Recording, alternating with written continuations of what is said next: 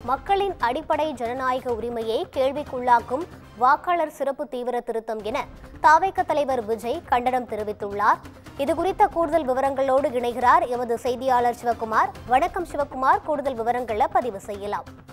வாக்காளர் சிறப்பு தீவிர திருத்தம் அப்படிங்கிற பேர்ல இன்னைக்கு அறிவிச்சு ஒரு மாச அளவுக்கு அந்த வாக்காளர் சரிபார்ப்பு பட்டியலானது நடைபெற இருக்குது. இந்நிலையில தமிழகம் முழுவதும் 60 கட்சிகள் இதுல கலந்துக்குது அப்படின்னு சொல்லி அறிவிக்கப்பட்ட நிலையில தற்போது தமிழக வெற்றிக் கழகம் தரப்புல இதை முழுமையா புறக்கணிச்சிருக்கிறாங்க.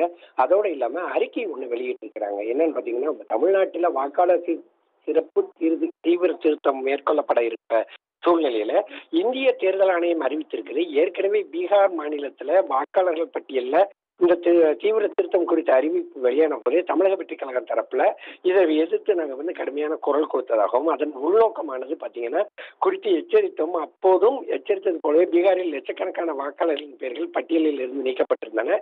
குறிப்பாக இந்த சிறப்பு தீவிர திருத்தத்தின் மூலம் மத சிறுபான்மையினர் மற்றும் உள்ளிட்ட சில குறிப்பிட்ட வாக்குகள் குறிவைத்து நீக்கப்பட்டிருப்பதாக எதிர்கட்சிகள் தொடர்ந்து குற்றம் சாட்டி வருகின்றன.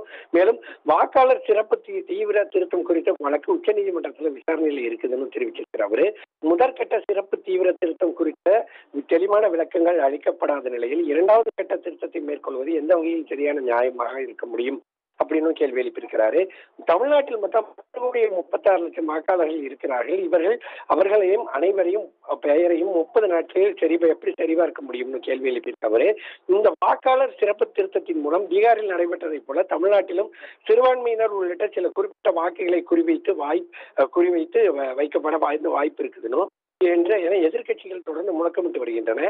அப்படி நடக்காது என்பதற்கு என்ன உத்தரவாதம்னு தேசிய குடிமக்கள் பதிவேட்டு முறை நடைமுறைப்படுத்தப்படும் அளவுல தனியாக சிறப்பு திருத்தம் தீவிர திருத்தம் மேற்கொள்ளப்படும் என்ற அறிவிப்பு இந்த சந்தேகத்தை மேலும் வலுப்படுத்துவதாகவே இருக்கிறது அப்படின்னு சொல்லி குறிப்பிட்டிருக்கிறாரு.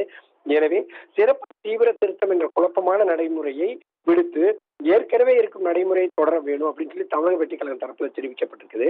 அதே மாதிரி பாத்தீங்கன்னா, மேலும் தமிழக தற்போது வாக்காளர் பட்டியல் திருத்தப்படும் நிலையில் இது தொடர்பாக வெற்றிக் கழகம் சில யோசனைகளை முன்வைக்கிறதுன்னு, வாக்காளர் பட்டியலில் ஏதேனும் தவறுகள் இருப்பின் முறையான படிவத்தின்படி பட்டியல் திருத்த நடைமுறையின் வாயிலாக அதனை சரி செய்து சரியான வாக்காளர்கள் பட்டியலை வெளியிட வேண்டும்னு, இந்த நடைமுறை வாயிலாக புதிய வாக்காளர்களை சேர்க்க வேண்டும், இறந்தவர்களின் பெயர்களையும் போலியான பெயர்களையும் நிரந்தரமாக நீக்க வேண்டும்னு, புதிய வாக்காளர்களுக்கான அடையாளம் மற்றும் வயது ஆதாரத்துக்கான ஆதார் அட்டையை ஒரு ஆவணமாக ஏற்க வேண்டும் அப்படின்னு சொல்லி தெரிவிச்சிருக்கிறாரு.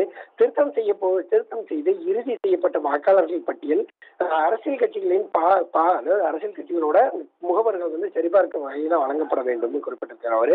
வேட்புமனு தாக்கலுக்கான இறுதி தேதிக்கு பிறகு புதிய வாக்காளர்களை சேர்க்கக்கூடாதுன்னு, வாக்காளர்கள் திருத்த நடைமுறை முடிந்து புகைப்படத்துடன் கூடிய வாக்காளர் பட்டியல் இறுதி செய்யப்பட்டவுடன் அரசியல் கட்சிகளுக்கு டிஜிட்டல் இயந்திரத்தில் வாசிக்கக்கூடிய வடிவில் அப்பட்டியல் வழங்கப்பட வேண்டும்னு, இறுதி செய்யப்பட்ட வாக்காளர் பட்டியல் இணையத்தில் எடுத்து இணையத்தில் எழுதல தேடும் வசதியோடு செய்ய வெளியிட வேண்டும் அப்படின்னு சொல்லி ஒரு 7 கோரிக்கைகளை முன்வைச்சிருக்கிறாரு. மேலும் இந்த மண்ணின் மக்களின் உரிமையை காக்க அரசியல் வேற்றுமைகளை புறந்தள்ளி இந்த விவகாரத்தில் அனைத்து எதிர்கட்சிகளுடன் ஒன்றிணைய வேண்டும் என்றும் நிலைப்பாட்டில் தமிழக வெற்றிக் கழகம் உறுதியாக இருக்கிறதுன்னு குறிப்பிட்டிருக்காரு. அதே சமயம் வாக்காளர் சிறப்பு தீவிர திருத்தத்தை வெறும் வாக்கு அரசியலாக லாபத்திற்காக பயன்படுத்திக் கொள்ளக்கூடாது, இன்னைக்கு திமுக சூழ்ச்சியையும் அறிந்தே இருக்கிறோம் அப்படின்னு குறிப்பிட்டிருக்காரு. அண்டை மாநிலம் கேரளா அரசு சிறப்பு தீவிர திருத்தத்திற்கு எதிராக சட்டமன்றத்தில் தீர்மானம் நிறைவேற்றியுள்ளது.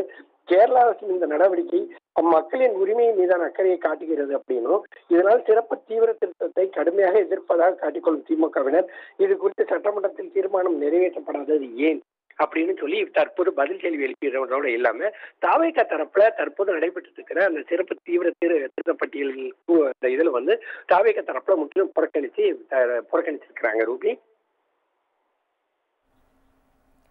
விரிவான விவரங்களை வழங்கியமைக்கு நன்றி சிவகுமார்.